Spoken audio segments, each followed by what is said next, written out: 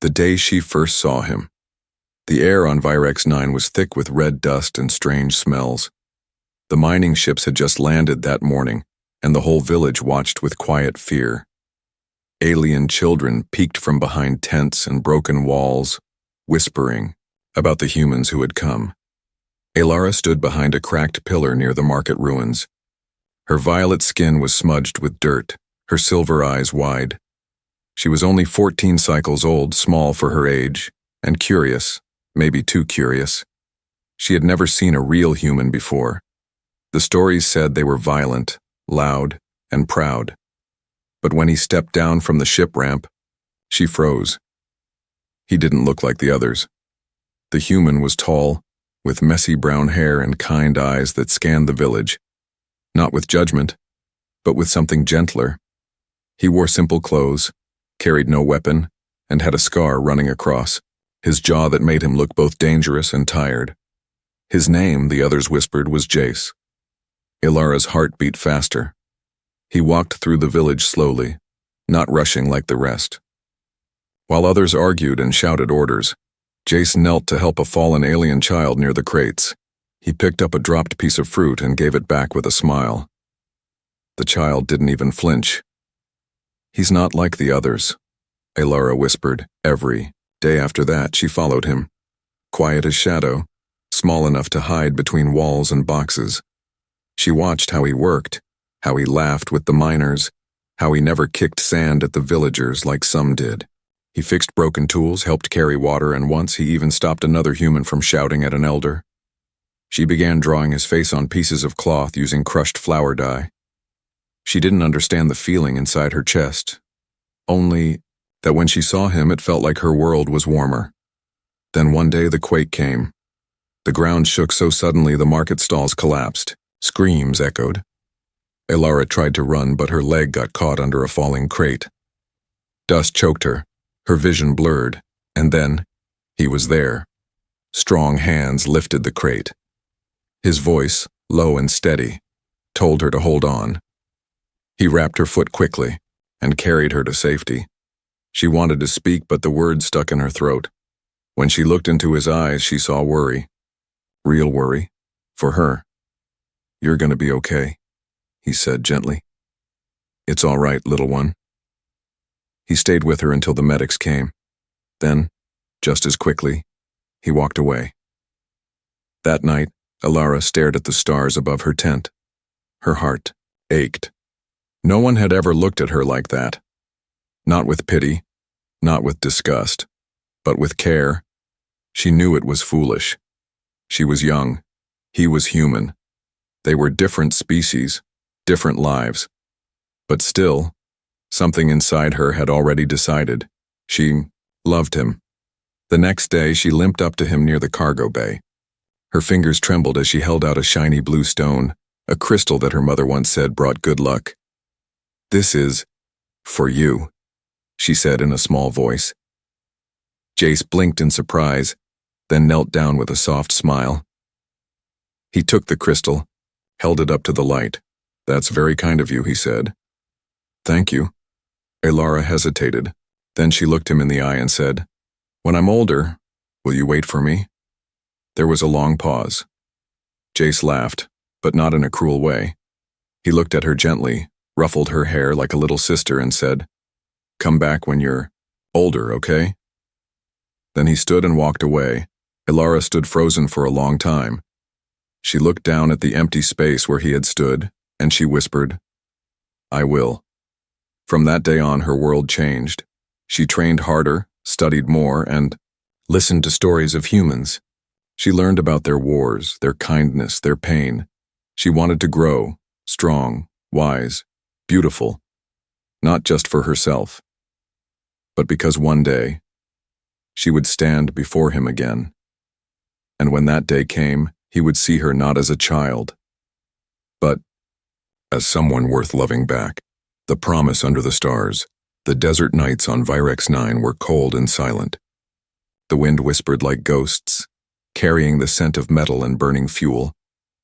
Most villagers slept early, hiding from the cold and the humans. But not Alara. She sat alone on a flat rock just outside the village, her legs pulled close to her chest. The twin moons hung above like silver coins in the sky. In her hand she held the small blue crystal, the one Jace had touched. It had been 5 days since he said those words. "Come back when you're older." He had smiled when he said it, but not because he believed she would. He thought she would. Forget him. Move on. That it was just a silly crush from a little alien girl. But Elara's heart wasn't small. She looked up at the stars, her eyes glowing with the same silver light. "I'll show you," she whispered.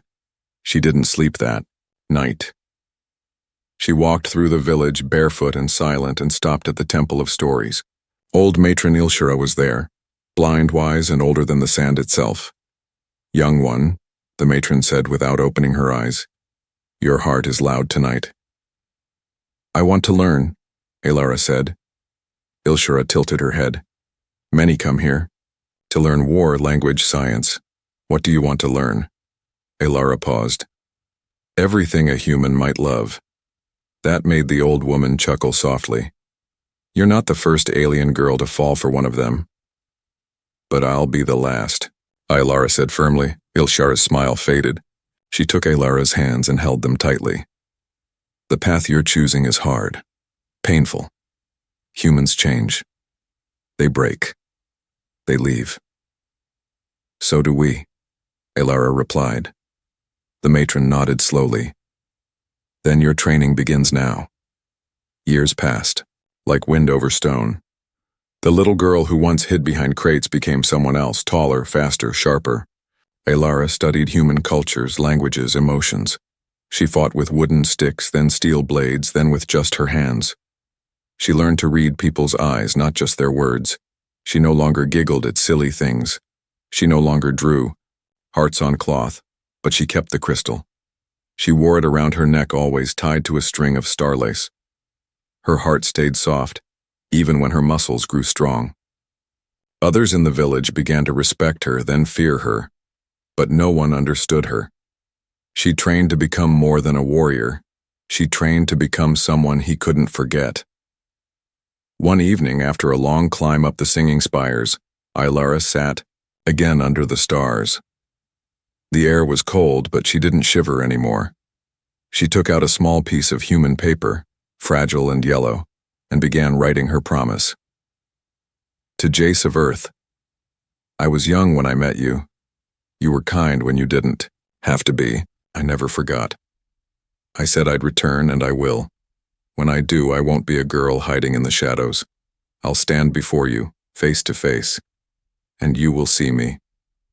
She folded the paper and tucked it inside her tunic, close to her heart. The wind blew harder now, but Elara smiled. "I'm not waiting for fate," she said. "I'm becoming it." Back in the village, a rumor had started. Some said Jace had left the planet. Others said he died in a mine collapse. A few even claimed he had gone back to Earth. Elara didn't believe them. She would feel it if he was gone. Her soul would know. One night, the stars shimmered blue. That was the sign. It was time to leave. She gathered her things, her tunic, her knives, her crystal, and her letter.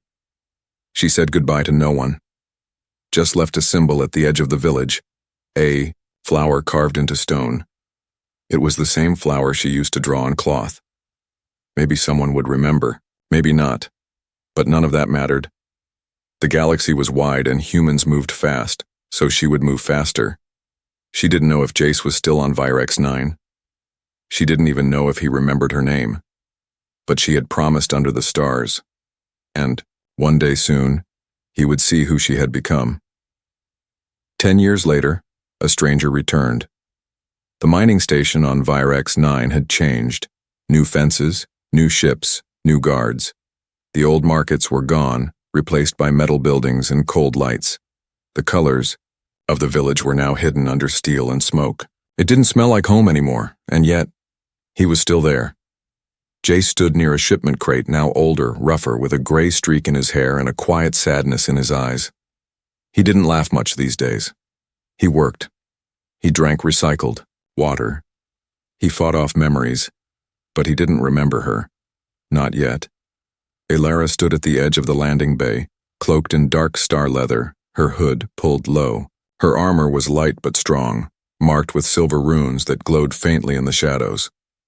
No one recognized her, and that's what she wanted. She watched Jace from behind a loading tower. Her heart thudded against her chest like it did years ago, but this time she was no child. She had spent a decade preparing for this moment, but now that she saw him again, she hesitated. He looked tired, lonely, empty. What had life done to him? The commander's voice echoed through the dock. New cycle shipments move fast. Pirates in Sector 12 hit a convoy this morning. We don't have time to play nice. Jace didn't move fast. He limped slightly now. A leg injury, maybe. He carried boxes like they weighed nothing, but his shoulders slumped like they carried something heavier. Memories, maybe. Elara followed from a distance. She didn't speak. Didn't show her face. Not yet. But every part of her burned to say, I'm here. I came back. Later that night, when the station lights dimmed and the wind howled outside, Jace sat alone at the edge of the cargo yard. He looked up at the stars like he was searching for someone long lost. Elara stood above him on the old observation deck, her hood off now, her silver eyes glowing in the dark. She whispered to herself, Do you still think of me, Jace? Even a little? She could have called his name right then. Could have walked down and stood before him, but she didn't. Because this time, it had to be his heart that recognized hers. The next day, trouble came. Pirates. They hit faster than expected. Screaming engines, smoke bombs, fire from the sky. The station guards panicked. Workers scattered. Chaos exploded. And Jace, he ran toward danger, not away. Just like before. He grabbed a plasma tool and tried to shut the loading gate. But a pirate drone spotted him and fired. He fell. Hard. Blood on his shirt. Smoke in his lungs. He couldn't breathe. Then, like a shadow out of the storm, she came. The cloaked figure leapt from the high roof, slicing through the drone with a humming blade. Another attacker raised his rifle. She dropped him with a spin kick. 2 more charged. She rolled, disarmed them, and struck without mercy. The guards watched in shock. Jace barely opened his eyes as she dropped beside him. You again. He gasped. Who? She didn't answer, just lifted him gently like he once lifted her. Her arms were strong now, stronger than any human's. She carried him to safety, whispering, Stay awake, Jace. Please. His breath slowed. His eyes fluttered, but right before he passed out, he whispered, I've seen those eyes before. Hours later, Jace woke in the med bay. His chest hurt. His leg was wrapped. His head throbbed. The nurse told him a woman had saved him, a warrior. No name, no face. She was gone before they could thank her. Jace sat up, confused. Who was she? Why did she feel familiar? He reached under his shirt, where something cold touched his skin. It was a blue crystal, the same one he gave away years ago. Jace stared at it for a long time, and somewhere deep in his heart, a memory stirred. He saved her once. Now she saved him. The rain came hard that night, not soft like before, violent, sharp like glass falling from the sky. The shield dome over Virex 9 was damaged during the pirate attack, and now water poured through the cracks. The streets were dark. No one walked alone. But Jace did. His chest still ached from the blast. His leg was still stiff. But something deeper, inside him, hurt more. The memory of the stranger who saved him. The woman who moved like lightning, who fought like fire. And the crystal she left behind. He rolled the stone between his fingers again and again. It had to be a message. A clue. He remembered a girl once, long ago, an alien child with silver eyes and soft hands. But it had been 10 years. He didn't even remember her name. Was it really her? He needed answers, and he was willing to risk everything to find them. Across the station, Alara stood on the roof of an old tower, her cloak soaked, her eyes watching him. He had gotten thinner, older, but still him. Part of her wanted to run to him, to say, "I never forgot." Another part whispered, "Wait, let him find you." But fate had its own plan. Jace took a shortcut through the old factory tunnels, the ones under the station that were half flooded and mostly forgotten. His steps echoed, his breath turned to steam, and then he heard it, hissing. Not human, a new threat. 3 figures emerged from the darkness, smugglers left behind during the pirate raid. Half-masked, fully armed, and looking for something to steal. Jace turned to run but slipped on the wet floor. His legs screamed in pain. One of the smugglers laughed. "Old man's broken. Easy work." They raised a stun rod. Jace reached for his tool belt, empty. He braced himself, and then a flash of blue light. Alara dropped like thunder from the high pipes, spinning midair, kicking one smuggler into the wall. She blocked the rod strike with her arm, twisted the weapon away, and flipped her hood back with a snap. Her silver eyes blazed. The smugglers ran. They didn't even try to fight her again, and now it was just the 2 of them. Jace stared at her, stunned. She was real. She was standing there, breathing hard, rainwater dripping from her chin. A warrior, a ghost, a memory come to life. "Who are you?" he whispered. She stepped forward and softly said, "You told me to come back when I was older." His heart skipped. He stepped closer. "Alara?" he asked. She nodded. For a long time there was only silence. The sound of rain, the sound of breathing, and the sound of 10 years collapsing between 2 souls. "You grew up," Jace finally said, almost to himself. Alara smiled. "I told you I would. You saved my life." "You saved mine first." He looked at her carefully now. She had changed, taller, stronger. But the eyes were the same. "Why did you come back?" he asked. She lowered her voice. "Because I remembered everything you forgot." Jace looked down at the crystal in his hand. "I kept this," he said. "Not sure why. Maybe I knew you'd return." She stepped closer. "I wanted to be someone you could see. Really see. Not a child, not a burden, but an equal." "You are more than equal," he said, voice rough. Their hands touched. The rain slowed, and in that broken tunnel under the stars, nothing else existed. But just as quickly as the moment came, an alarm screamed. Red lights flashed above. A voice called from overhead. "Breached zone, unknown movement, stay alert."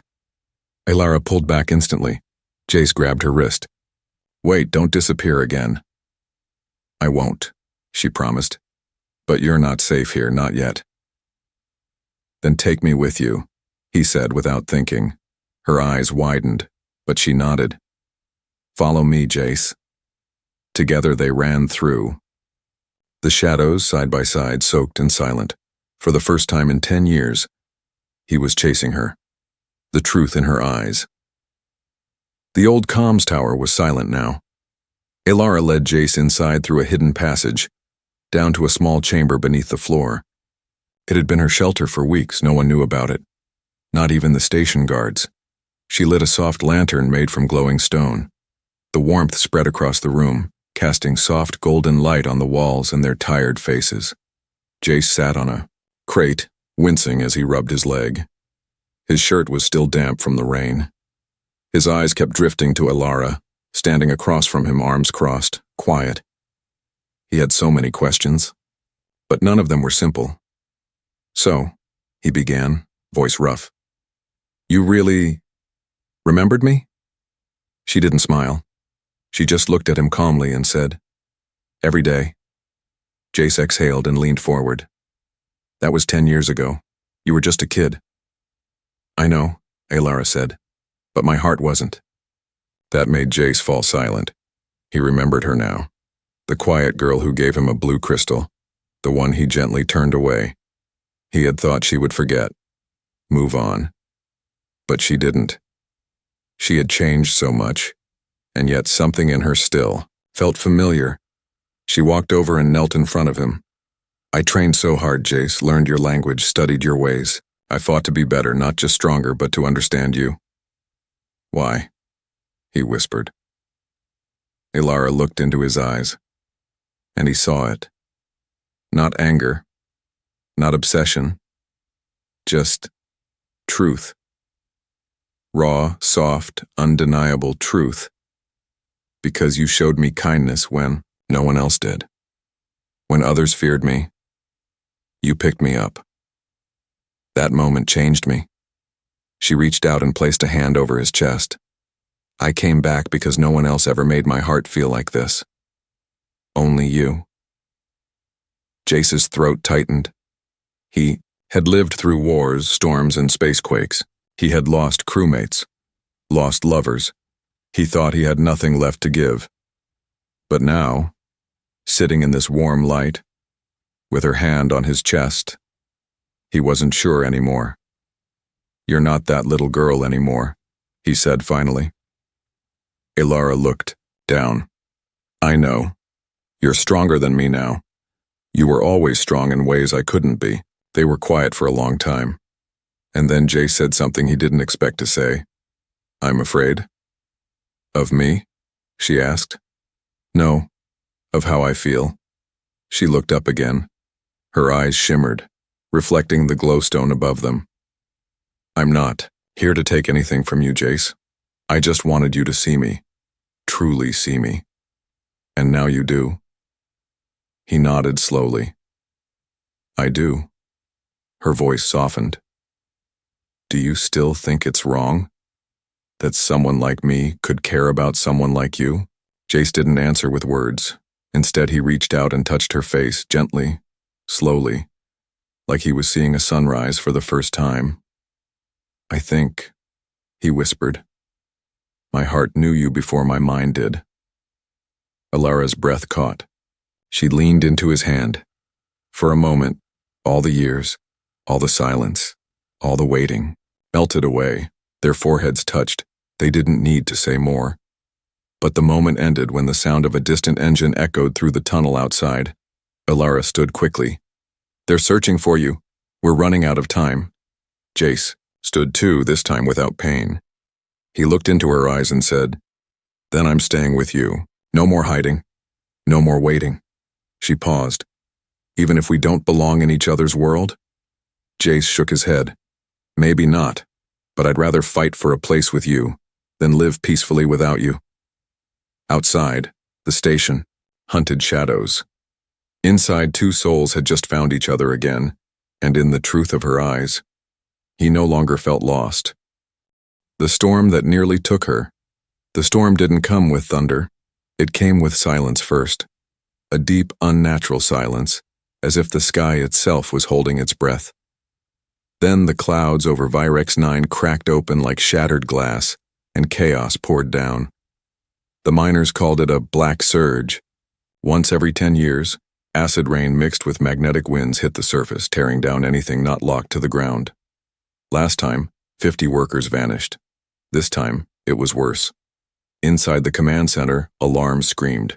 Red lights, shouts, fear. Jace stood at the window, watching the sky turn violet.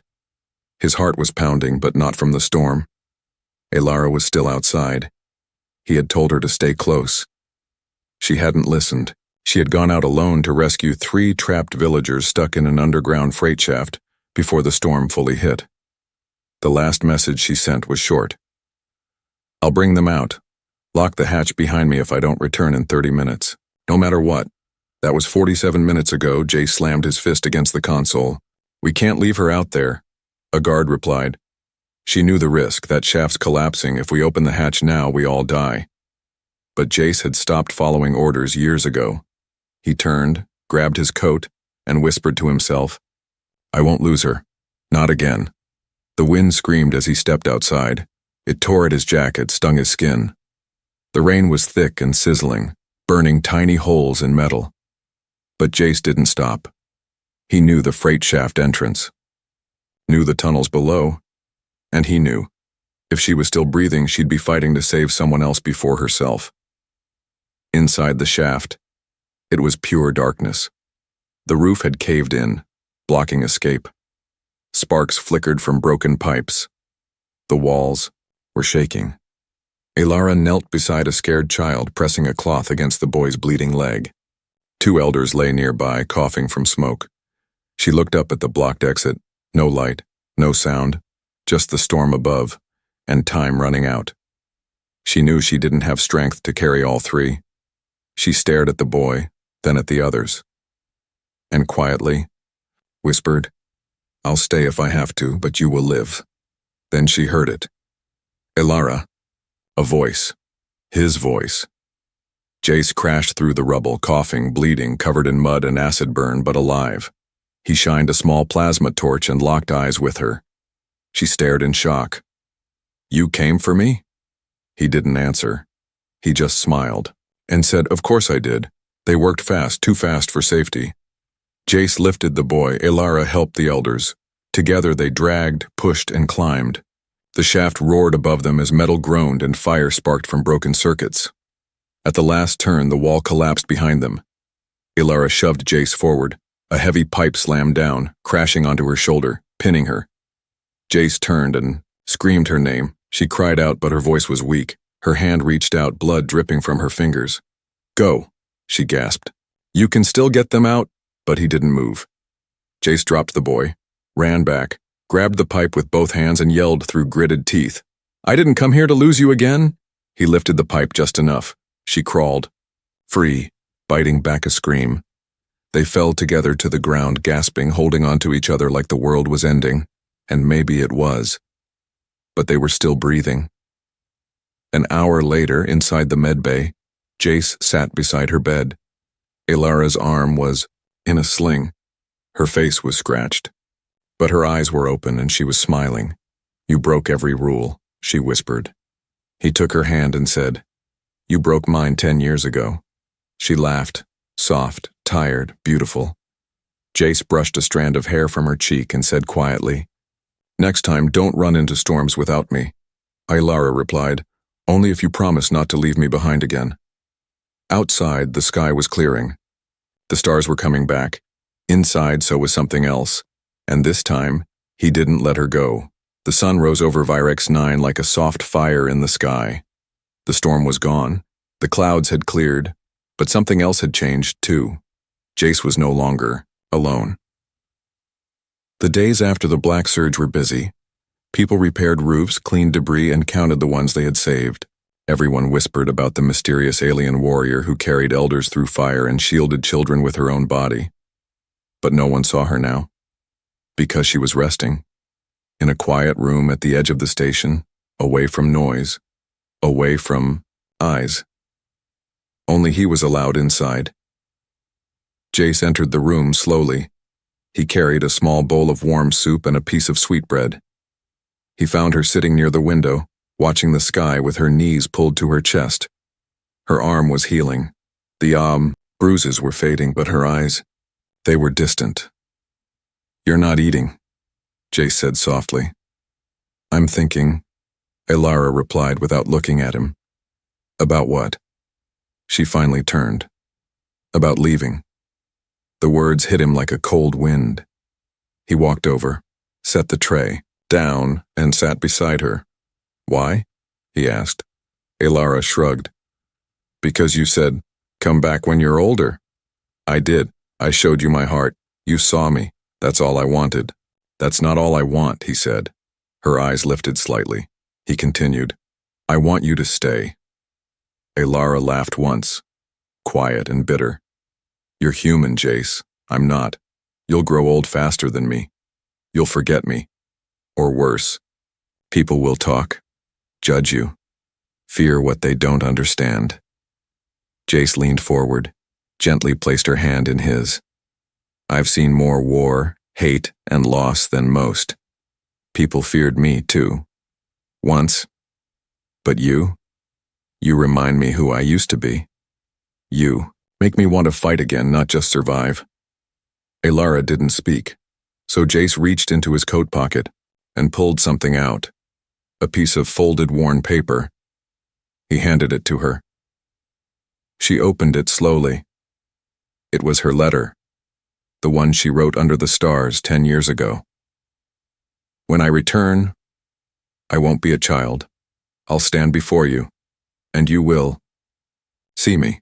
She looked up, her voice cracking. How did you get this? I found it by the Crystal Lake, Jace said, buried under a rock. I didn't know who left it back then. I kept it anyway. He smiled softly. Now I know. And now I see you. Tears welled in her eyes, but they didn't fall. She reached up, touched his cheek and whispered, "Then kiss me, human. And don't let me go this time." The kiss was not rushed. It was gentle, slow, full of everything unspoken across 10 long years. Hope, longing, and the fear of losing it all again. It was not just a kiss. It was a promise. Later that night, under the stars, they walked together along the landing docks. Ilara leaned against him, silent but calm. Jace stopped and looked out at the sky. You could leave. Go anywhere. You're strong enough now. Ilara looked up. So are you. But you stayed. And I will too. He took her hand. No more goodbyes. She nodded. No more waiting. Behind them, the world was rebuilding. But in front of them, a new story was just beginning.